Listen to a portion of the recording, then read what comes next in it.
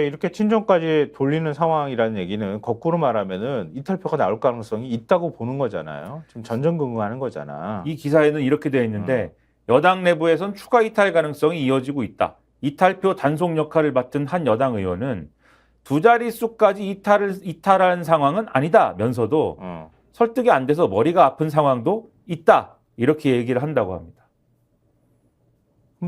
어찌됐든 이탈표가 나오면 한 표든 두 표든 더 나오면 나올수록 국민의힘은 더 흔들릴 수밖에 없는 상황이고 당이 내용에 빠질 가능성이 있다는 거잖아요. 왜냐면 배신자가 생기는 거잖아. 굳이 또 얘기하자면 당론으로 지금 특검법 거부가 결의가 되는 상황인데.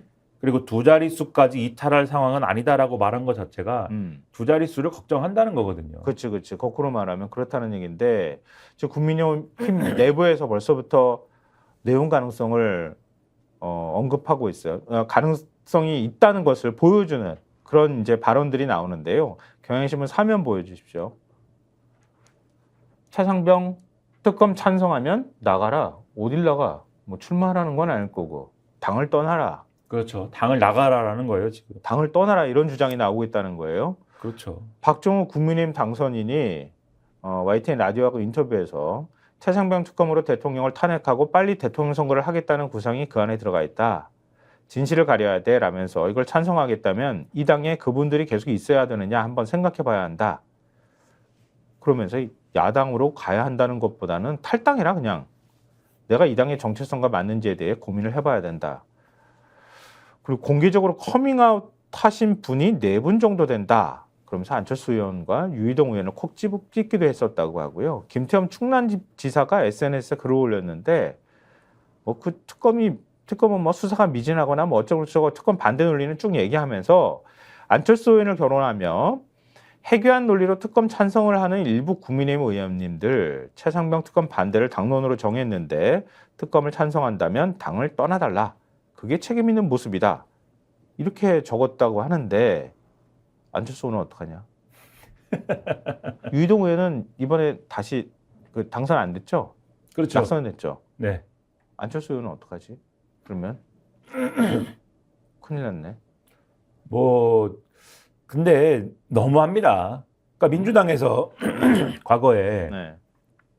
당론에 따르지 않았다는 이유로 당론 표결하지 않았다는 이유로 금태섭 전 의원을 막 이렇게 당내에서 공격하고 할 때 이런 분들이 다 뭐라고 했습니까? 박정훈 당선인 이런 분들은 언론에 계셨던 분들이잖아요. 언론에서 막 뭐라고 했습니까? 아, 그렇구나. TV조선 앵커 출신이구나. 그렇죠. 아니 뭐 벌써 무슨 당선인이 얘라 그랬더니 뭐 이렇게 총대를 메고 나서 응? 아니 TV조선 출신들이 맹활약하고 있어요. 신동욱 우리 당선이 있잖아요. 네.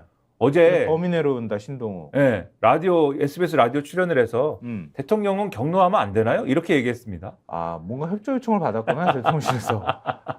당신같이 인지도가 있는 사람이 나가서 이렇게 얘기를 하면 훨씬 설득력 있게 들린다 이렇게 했나 보다. 대통령이 경로할 수도 있는 거 아닙니까? 이렇게 얘기했어요. 누가 뭐 경로를 한 거 가지고 뭐라고 합니까? 경로를 한 게 결국은 수사 외압이나 이런 걸로 이어진 것으로 지금 의심이 되기 때문에 하는 얘기지. 그러니까 아무튼 간에 그때는 그 사람은 범이 내려와가지고 범이 이러면은 그냥 괜찮아도 모르겠다.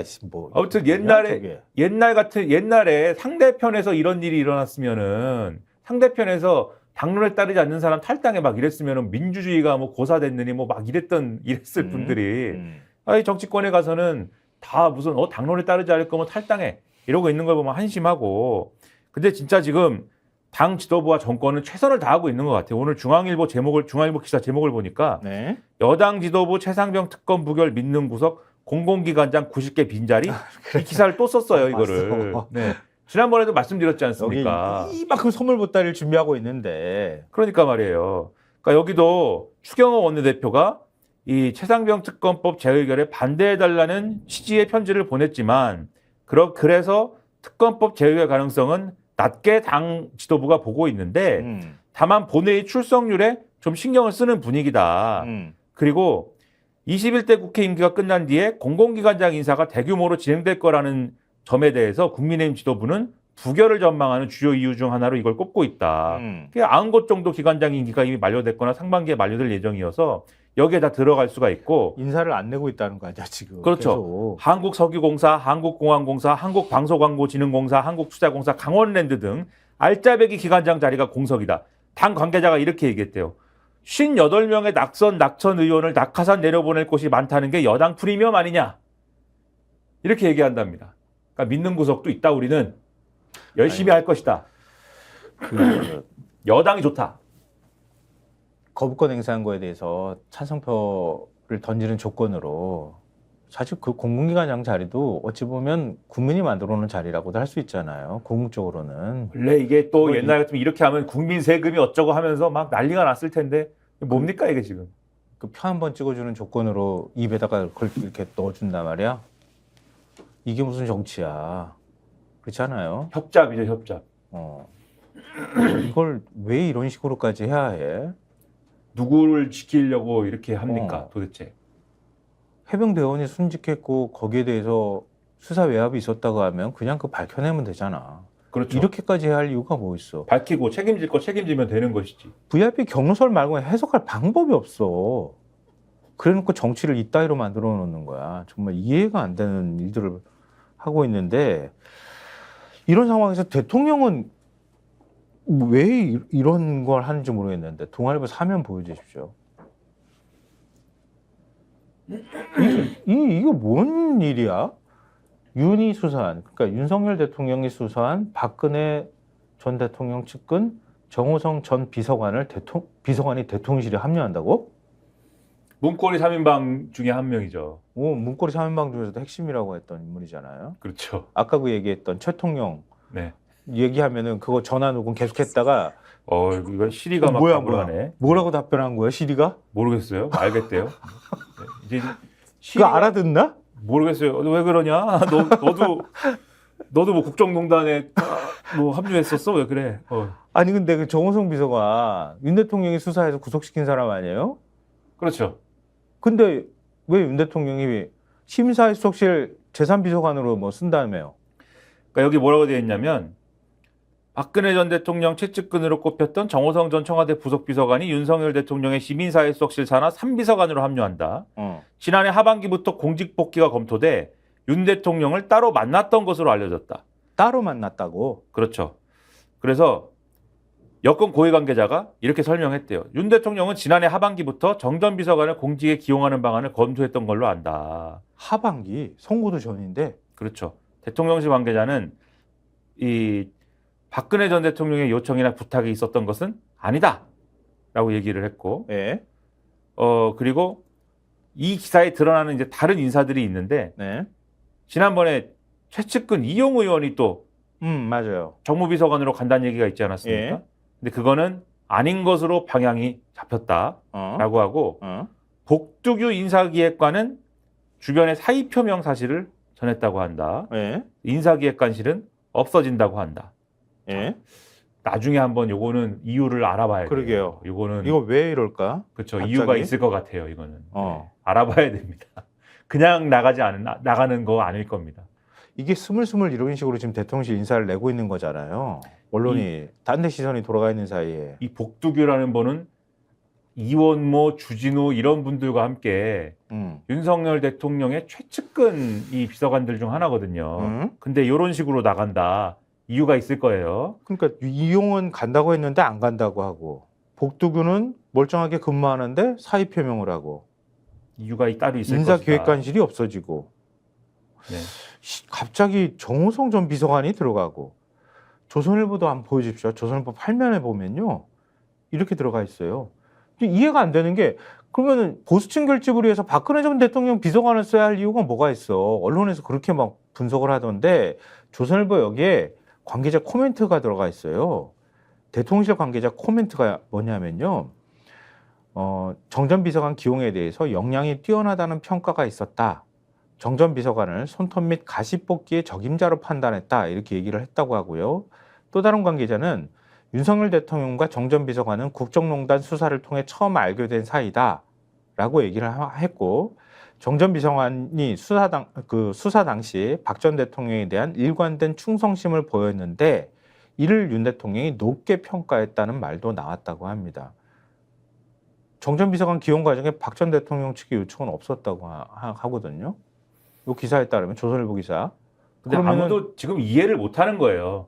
한겨레 기사 같으면은 제목이 박근혜 문고리 정호성 대통령실 비서관 임명 뭘 하자는 건지 이렇게 돼 있거든요.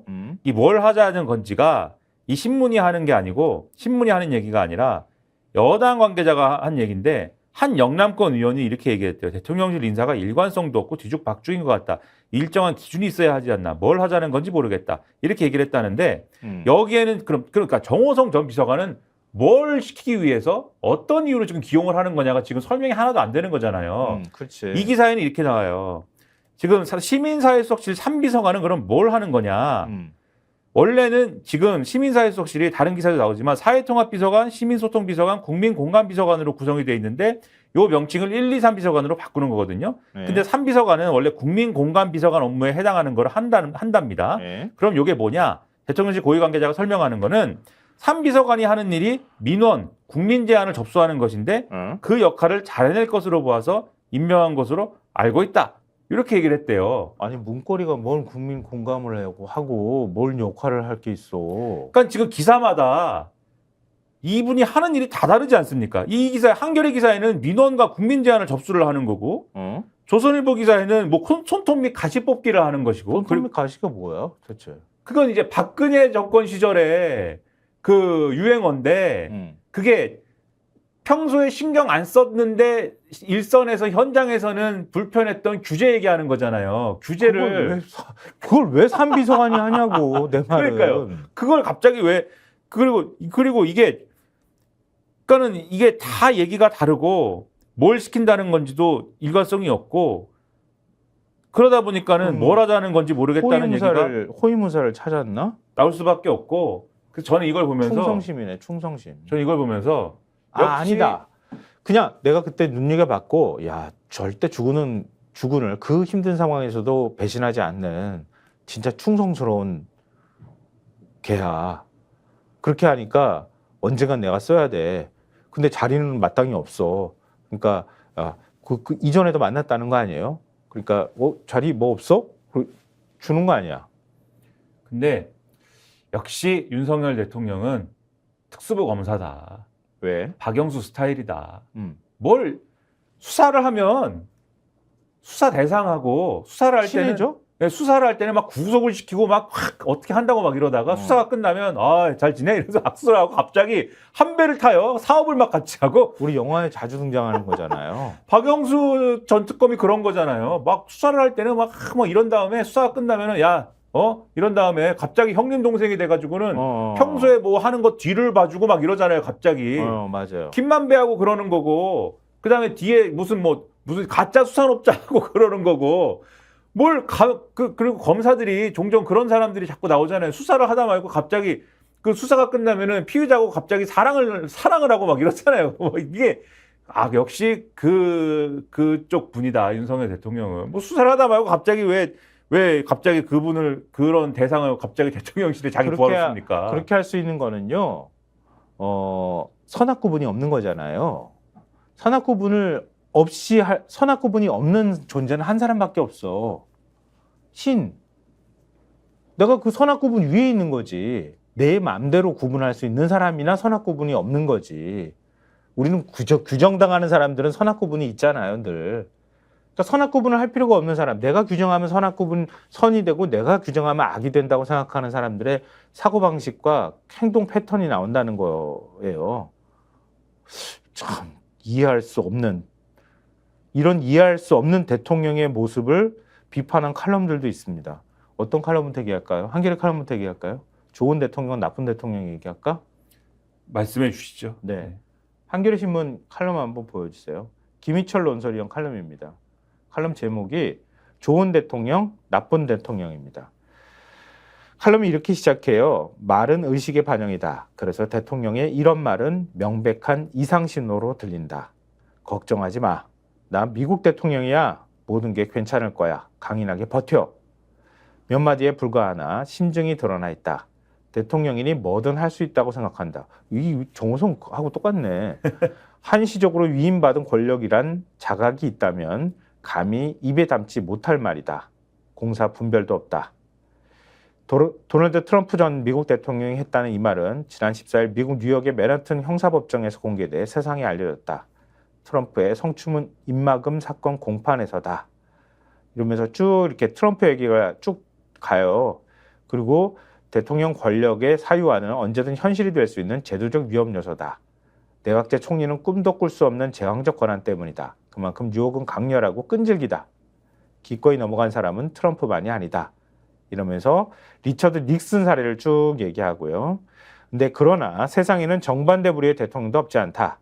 그는 대통령 권력의 무게를 처음부터 두려워했다. 불순한 욕망을 미사역으로 포장하고 있지는 않는지 혹여 특권의 포로가 된 것은 아닌지를 내면의 심판관에게 부단히 물었다고 한다. 이렇게 얘기를 합니다. 그러니까 그 닉슨을 얘기하면서 지칭하면서 얘기한 것 같아요. 그리고 쭉 이렇게 그 칼럼이 되면서요. 그러면서 여기 또 한 명의 대통령이 있다. 초짜 정치인에서 대통령으로 직행했다. 우리가 알고 있던 공정, 우리가 알고 있던 상식이 돌아오는 날을 만들겠다는 다짐으로 다수 국민의 표를 얻었다. 국정 제일 목표를 상식이 회복된 반듯한 나라로 정했다고 공표했다. 그러나 취임 이후에는 영 다른 길을 갔다. 자신의 정체성을 스스로 훼손하고 허물었다. 이러면서 권력의 사적 행사는 특히 심각한 지경에 이르렀다. 그러면서 김건희 여사와 관련되어 있는 수사, 검찰 수사 무력화시켰고 그리고 검찰 인사에 대해서 쭉 비판하는 얘기들을 쓰고 있는데요. 대통령은 자신을 겨냥한 최상병 특검법안에도 제2요구권을 행사했다. 애초에 경로설이 없었다면 그래서 수사가 정상적으로 진행됐다면 특검이 거론됐을까? 걸핏하면 법치를 말하는 대통령이 아무도 자기 사건의 재판관이 될 수 없다는 고래의 법원을 졸지에 무용지물로 만들었다. 무엇을 믿는지 최소한의 위기 감수성마저 보이지 않는다. 투르면의 명패는 알아도 닉슨의 전철을 모르는 모양이다. 8년 전 역사를 다시 불러낼지 모를 위험한 불씨가 기어코 던져졌다. 이렇게 칼럼은 마무리하고 있습니다. 근데 중간에 그 이제 권력을 잡고 나서 계속 자신이 권력에 대해서 이제 의심하고 했던 그 사람은 체코의 초대 대통령 바칠라프 하벨이거든요. 네. 근데 그 바칠라프 하벨이라는 사람은 원래는 극작가 출신이에요. 극작가 출신이고 체코니까는 원래 이제 공산권 국가지 않습니까? 네, 그렇죠. 소련의 영향권 안에 있었던 국가인데 그것에 그 영향을 벗어나면서 이 국가가 쉽게 말하면 민주화되면서 그러면서 어떻게 그러한 이제 공산 전체주의의 윤석열 대통령식으로 말하면 공산 전체주의의 탄압을 받았던 사람으로서 갑자기 막 이렇게 어떤 역할을 하게 되면서 대통령이 어쩌다가 된 사람이에요. 근데 그러니까 완전히 정치 초짜가 대통령이 된 사람인데 근데 그 이 사람이 초짜 정치인의 대통령이 됐음에도 불구하고 장기 집권을 했거든요. 네. 장기 집권을 하면서 그런데 별탈이 없었습니다. 계속 왜냐하면 권력에 포섭되는 자신의 어떤 역할을 계속해서 경계하고 돌아보고 그런 것들을 반성하고 계속 그렇게 자신을 이제 경계하면서 살아왔기 때문인데 근데 거기에 그 문구가 있네요. 대통령으로서 권력을 갖게 되면서 저는 저 자신을 끊임없이 의심하고 있습니다. 더 나아가 권력의 유혹에 굴복한 정치인들을 더 잘 이해하게 됐습니다. 권력자들은 자신이 단지 나라를 위해 봉사하고 있다고 스스로를 설득하지만 실제로는 자신의 우월성에 대한 확신을 점점 키우고 특권을 당연한 것으로 여기기 시작합니다. 그러니까 정치를 시작할 때 가졌던 정체성과 존재감의 상실은 시간 문제다. 거기서 몇 걸음만 더 가면 자신에 대한 통제력마저 잃게 된다. 뭐 이렇게 칼럼 내용은 적고 있습니다. 그러니까 똑같은 정치 초짜가 대통령이 됐는데 이런 성공한 길을 충분히 갈 수 있고 가야 하는 것인데 가려면 이렇게 스스로의 권력에 대한 이 권력을 활용할 수 있는 능력에 대해서 남용하는 것을 경계해야 되는데 윤석열 대통령은 완전히 반대로 트럼프처럼 간다. 마지막에 뭐라고 되어 있습니까? 말씀하셨듯이 저는 이 부분이 제일 핵심이다라고 네. 생각을 하는 게 걸핏하면 법치를 말하는 대통령이 아무도 자기 사건의 재판관이 될 수 없다는 고래의 법원을 졸지에 무용지물로 만들었다. 아무도 자기 사건의 재판관이 될 수 없다. 무슨 얘기입니까? 자기 사건, 윤석열 대통령이 자기가 수사받아야 되는데 자기를 수사할 사람을 고를 수 있느냐. 그럴 수 없다라는 거는 고래 법원이다. 법의 원칙이라는 거예요. 그거는 아주 옛날부터 있는 말이라는 거예요. 근데 윤석열 대통령은 수호자라며 자기가. 근데 윤석열 대통령은 이 말을 거꾸로 뒤집어서 완전히 거꾸로 뒤집어서 민주당이 고발을 하는 건데 고발하는 그치. 사람이 사람이 그 특검을 임명하는 게 자기 수사를 좀 고발하면서 그 사람이 또 특검을 임명하는 게 말이 되냐 이렇게 얘기를 하는 거죠. 그렇죠. 그러면서 이 얘기를 아무도 자기 사건의 재판관이 될 수 없다라는 얘기를 민주당에다가 지금 던지는 거예요. 말도 안 되는 거죠. 대통령이 자기한테 던져야 될 질문인데 말이야. 그러니까 이런 법꾸라지가 있을 수 있나요? 저는 이제 이 대목을 읽으면서 그렇게 생각을 하게 되었습니다. 저희가 얘기할 때 오셔가지고 라이브로 관전하시기 바랍니다. 반드시 주변 사람들 데리고 오시기 바랍니다. 구독, 좋아요, 알림 설정 해주시기 바랍니다. 좀 살려주십시오, 저 좀.